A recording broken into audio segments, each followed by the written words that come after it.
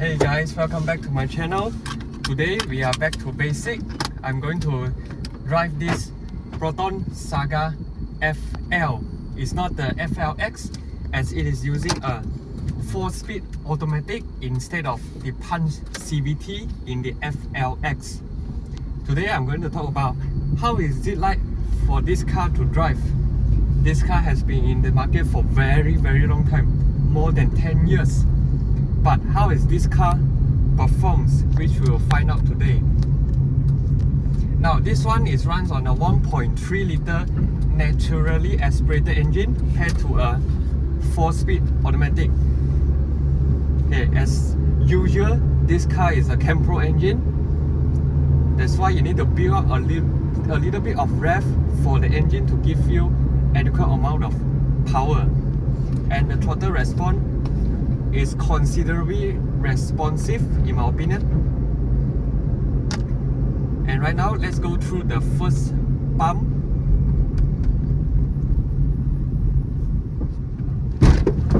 Okay, there's a bit of bump stop at the front suspension, but the car actually handles the bump quite okay considering this is a more than 10 years vehicle. Probably the absorber at the front has been worn out. But this chassis is tuned by Lotus. Basically, it's the same chassis that you can find in the Proton Savvy or the Saga BLM. These chassis all have very good tuning, so that when you are in the corner, this chassis can handle pretty well for an economy car per se. This car has not much high-tech features. It only comes with 2 airbags, and it doesn't come with ABS, ESC, so and so forth. A good tire is very crucial for this car so that it can improve your braking power. Now this car has 3, 2 and L. Basically you can manually shift the gear. In L is basically the first gear, so you will drag the engine a little bit more to provide you engine braking. Now we are in a straight road. Let's try to accelerate a little bit more. The car actually sounds pretty loud, but power wise it's not that much. Alright, because in the end of the day this is still a 1.3 4-cylinder Pro and it's a 10-year-old engine. This car has already traveled 165,000 of kilometers. So you can expect everything started to worn and there are some wear and tear parts to be serviced, including the absorber that I mentioned just now. But after the bump, the response of this car is actually pretty okay. I'm not sure about the FLX that has the punch CVT. Many say that that car has poor response, but I'm glad that the 4-speed automatic actually gives me a good response under low speed. The brakes, I think, is a bit spongy. It's not as responsive as I expected. This car is using a front disc brake, rear is using a drum brakes.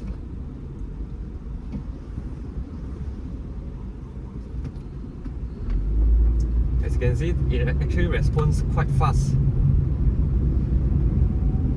In terms of the vibration, I hear a little bit of weird noise coming from the engine bay, but I will not complain it as this is a old car.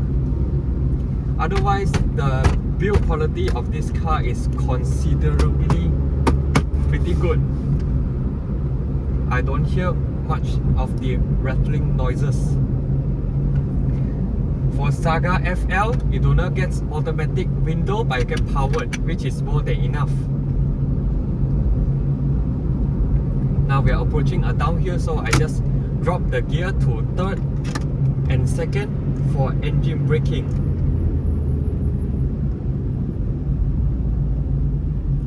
It gives me the engine braking that I actually wanted. So the signal is on the left and it doesn't come with a one-touch signal, as you can see. So you need to basically flick the signal fully. And it comes with headlight together with the fog light. Okay. This is considerably a higher spec model because I see here there's a steering controls. And the suspension handle this kind of undulation is done pretty good job. Now the visibility to the front is quite good as well, as the dashboard is mounted pretty low. But material wise it's all rather cheap plastic. But you need to understand this car when new, it is very affordable. So if you are looking for a second-hand vehicle or your first car and you do not have much budget, I think a good condition Saga FL is the one to go, because I think a 4-speed automatic in the end of the day is still reliable than a CVT, and you can actually whack the car like that without worrying the CVT will broke. Conventional automatic is considerable the most reliable gearbox that you can find in a car. Okay, one thing I have to comment for this Saga FL in terms of ergonomic.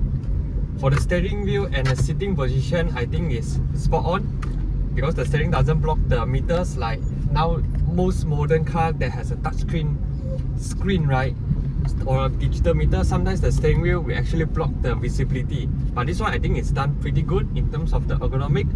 However, for the pedal placement, I think it could be done better, because the brake pedal's position is mounted pretty high. Just now when I'm going through bumps, I need to do some braking. My right leg is a bit tiring by moving from the accelerator pedal to the brakes. So this is something that Proton actually missed out when they designed the Proton Saga FL right here, or the Saga BLM. Both have the same problem, which is the pedal placement is rather tall. So it's a bit tiring when you are stuck in a jam. Plus, it doesn't have a left foot rest.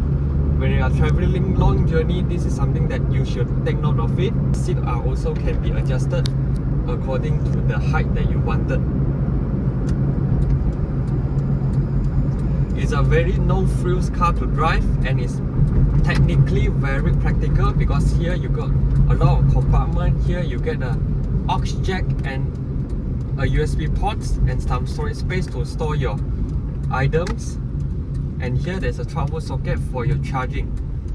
Amenities wise, as a daily point A to point B car, I think it's practical enough. This you can extend out to double as a cup holder.